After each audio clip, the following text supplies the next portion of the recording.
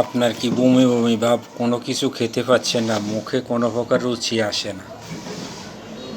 এই রুচি যদি বাড়াতে চান তাহলে আমি আজকে আপনাদেরকে প্রাকৃতিক একটি টোটকার কথা বলবো। শুধু এই একটি আইটেম খেলে ইনশাআল্লাহ আপনার মুখে খাওয়ার রুচি হবে প্রচুর পরিমাণ, এবং আপনার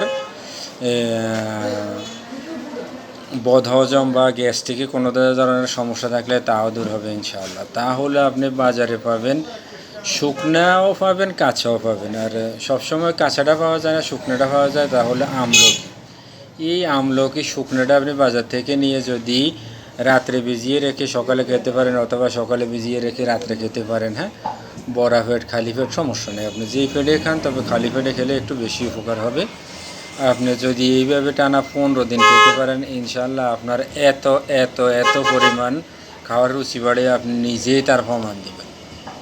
তাই আপনি বাজারও যেই কোনো আপনি বানিয়া দোকানে অথবা আপনার মুদি দোকানগুলোতে পাবেন শুকনো আমলকি। এই আমলকিটা নিয়ে ভিজিয়ে রেখেও খেতে পারেন, অথবা শুকনো একটা ভালো করে পরিষ্কার পানি দিয়ে ধুয়ে সবসময় মুখে রাখতে পারেন। দেখবেন আপনার খাবার রুচি কাকে বলে।